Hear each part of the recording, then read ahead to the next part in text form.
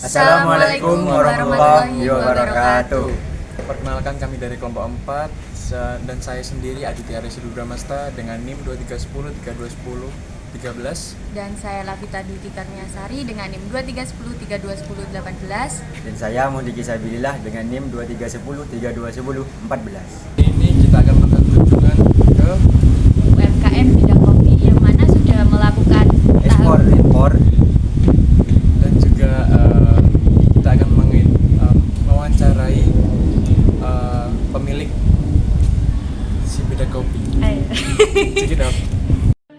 Baby, won't you let me keep you up all night? Let the morning come closer. You set me so high, now the ceiling can hold us. Listen to my heart, let the rhythm control ya. I'll be there when you need my love. Just follow the beat of my drum. Ini Pak, ada pertanyaan, apakah hanya menjual biji kopi mentah atau ada produk olahan seperti bubuk kopi? Kalau di sini lebih fokus ke bubuk kopinya sama kopi sangrai untuk kafe. Untuk yang mentah itu kelompok tani miliknya KUB. Jadi mentahnya itu yang jual mentah itu KUB. Kalau yang di beda kopi khusus sangrai sama bubuk mentahnya. Di sini diolah di sangrai itu. Jadi kayak jual farin sendiri berarti? Ya, kita jual beberapa produk kopi sangrai sama kopi bubuk itu. Berapa itu Pak kalau bagi legal? Kalau dari kita Arabica itu 200, Arabica 250 per kilo. Kalau Librica 200. Itu udah jadi ya Pak? Kayak udah dikemas. Ya. Kalau yang Robusta 150.000 per kilo. Jadi pertanyaannya kayak gini. Nanti bisa disitu. Iya, silakan. Ini ada lagi bagian faktor produksi. Apa saja yang dibutuhkan untuk produksi kopi di bagian lahan, bibit, pupuk, dan tenaga kerja? Jadi kan kalau manajemen kopi itu sebenarnya ada dua manajemen ya. Manajemen kebun itu budidaya sampai pasca panen, berarti sampai kopi mentah. Kalau itu per kebun satu orang petani. Nanti tenaga kerjanya biasanya kalau musiman itu ya sekitar 3 sampai 5. Kalau alat kebun yang digunakan haler sama palper. Kalau palper itu untuk mengupas biji kopi, kalau haler itu mengupas kulit kopi. Jadi sampai jadi kopi mentah, green bean tadi contohnya ya. Kemudian dari sana masuk ke rumah industri kayak di beda kopi ini. Dari beda kopi ada 2 alat yang digunakan. Satu itu mesin roastery tadi sangrai, kemudian ada mesin pembubuk, ya, yang ketiga packaging. Lupa ada sealer untuk packaging. Nah, kalau tenaga kerja di industri ini lebih sedikit, hanya terdiri dari bagian produksi, pemasaran, pembukuan, hanya 4 tenaga kerja. 4 tenaga kerja di sini tuh anak sendiri yang dikaryakan, karena kan pekerjaannya tidak terlalu rumit. Ya. Kemudian kalau hasil tonasenya lebih banyak di kebun itu sampai 50 ton, 100 ton bisa. Tapi kalau di tempat kita, tiap tahunnya itu mainnya di angka 2 ton, 3 ton. Berarti dari mana tuh Pak? Di atas tuh? Sumber candi Itu udah selesai dikupas berarti ya Pak? sebagian, tidak semua, hanya beberapa. Jadi yang kita jadikan kebun percobaan cuma 5 hektar lah. Sisanya masih bukannya bikin bantuan, Pak. Jadi sebenarnya kalau yang varietas unggul itu tuh Arabica hanya untuk kepentingan barista. Tapi untuk industri kopi bubuk enggak. Kopi bubuk itu kopi sembarang enggak apa-apa. Ya, untuk kopi bubuk. Tapi untuk yang kopi roasting itu memang tervalidasi dulu jenisnya, prosesnya. Kalau seperti saya pakai mesin sama manual itu Pak? Iya. Itu bisa ini ya, bisa mengubah rasa ya. Iya, jadi kalau yang mesin seperti ini itu itu nanti goal settingnya kan mesti ke barista. Itu kenapa kok harus pakai mesin? Agar cita rasa angus atau smoky-nya itu enggak. Sedangkan kalau manual yang tradisional Ya, pakai itu nanti gosong itu smoky, ada rasa smoky, jadi rasa asli kopinya tidak muncul. Cuman kalau mau memasak sama-sama punya rasa, terus potensi mahalnya sama, tergantung bagaimana memasakkan. Kalau yang barista kan mesti langsung terplotting mahal, karena kalau kita mau barista pesaingnya itu kayak Starbucks gitu kan. Sedangkan kalau yang tradisional itu mesti dianggap kopi murah. Tapi kalau misalkan pemiliknya itu kayak yang di Banyuwangi, kayak di Kemiren itu, ya mahal juga. Tapi harus ini sudah menjual budayanya, budaya rumahnya model Banyuwangian, roastingnya juga model, itu baru bisa mahal. Terus itu dulu sama kan jenengan udah pernah melakukan ekspor impor. Mungkin jalannya bagaimana supaya bisa ekspor? Terus apa saja kayak perihal surat atau yang dibutuhkan untuk ekspor impor?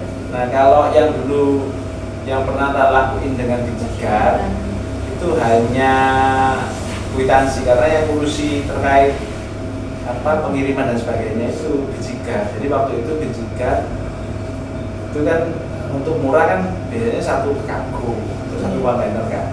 Nah satu kontainer ini kalau misalkan diisi dia sendiri itu tidak mungkin, karena terlalu mahal jatuhnya ke produk. Yang bisa dilakukan adalah kolaborasi.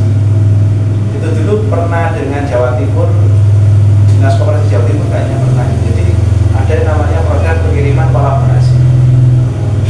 Jadi dalam satu kontainer itu berisi beberapa produk dari pelaku UMKM. Itu baru bisa jatuhnya murah. Macam-macam. Ada waktu misi dagang apa dulu waktu ke Malaysia itu. Ya, jadi satu kontainer udah ketahuan angkanya berapa. Misalnya itu digendongin gitu.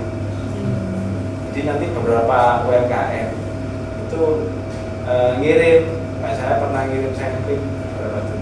50 saset apa? 50 kemasan, 50 pack dalam satu dus nanti masuk.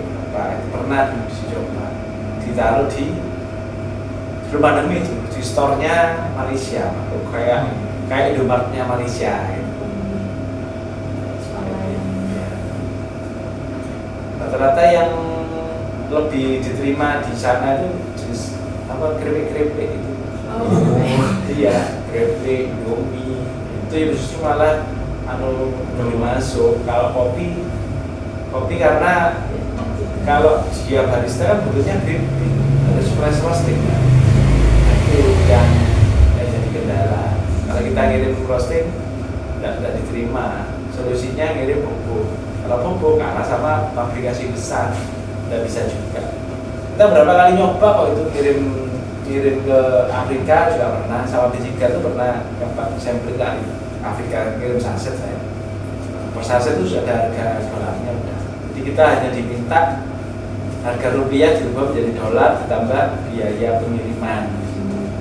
Hanya satunya kan tetap berapa? Karena termahal itu biaya pengiriman. Oh, jadi itu sampling sama harga jualnya itu Ya sudah masuk. Jadi mereka tinggal tahu harga akhirnya berapa. Sebenarnya yang ideal itu pihak importer yang datang ke sini udah urusan biaya kirimannya itu udah urusannya importer, kita jaga harga pasar sini aja. Gak ribet. UMKM suruh mikirin mikir yang lain daripada suruh mikir administrasinya yang pernah aku sekolah ekspor juga belajar yang namanya riset intelijen, market intelijen itu nyari ketemu juga nyari greenfield.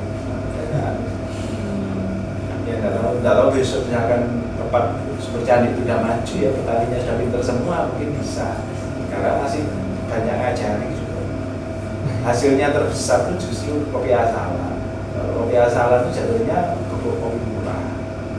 Bubuk kopi murah butuh teknologi mesin sama dana yang besar. Itu tantangannya masih gitu. Petani sekarang berkurang. Ya, petaninya rata-rata kadang kopi karena harganya agak stabil gitu ya, kadang mereka kurang juga. Memang yang benar tuh nggak sekedar kopi, jadi di kebun itu harus banyak hal yang di petani itu nggak nungguin dari kopi itu bonus. Kopi itu jadi bonus lah, bonus yang mereka tiap tahun. Tabungannya mereka kopi, tapi bulanannya pastinya itu juga kopi lah. Masih nyoba, masih kita sebetulnya masih ngulik-ngulik itu lah.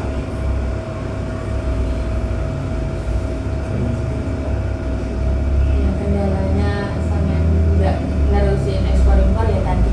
Ya, karena permintaannya juga banyak greenbean sama saset yang murah.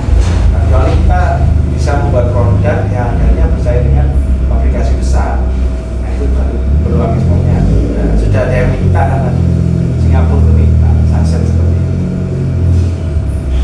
Terus minta kontrak eksklusif, kalau udah masuk ya, kita tidak boleh masuk ke tempat lain, hanya satu distributor aja.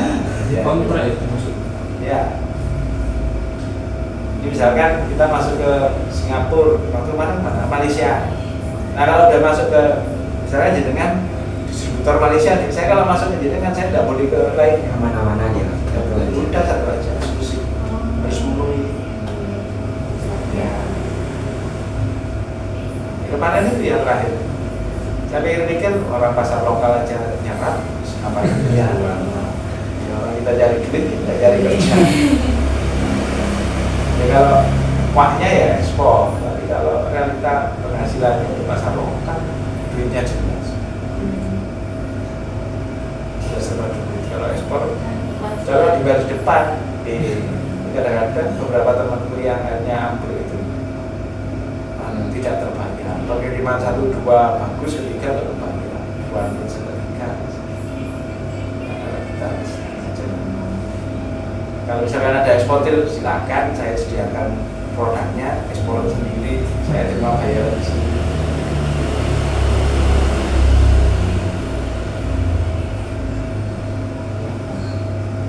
Masih ada yang ditanyakan?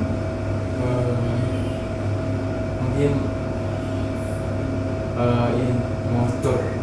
Oh iya, oh iya. Ini. Got me hooked back to something. We say that they saw us. Come and tell me, do you feel the love? Spend some. Oke, seperti itulah penjelasan dari beliau bagaimana tentang mulai awal karirnya dia dari warung sampai dengan Di UMKM. UMKM yang tingkat ekspor impor, dan kami juga mendapatkan beberapa Banyak informasi. ilmu dan informasi terkait tentang bagaimana dari pengolahan kopi, pemasaran kopi dan lain sebagainya. Dan kita juga banyak ilmu lah dari beliau, dimana kita sudah mewawancarai ya tadi ya anak-anak ya. Jadi Ya, Iya. betul. Sangat seru, bapaknya juga ramah. Itu saja dari kegiatan kami hari ini. Sekian. Wassalamualaikum warahmatullahi wabarakatuh. Bye bye. Bye.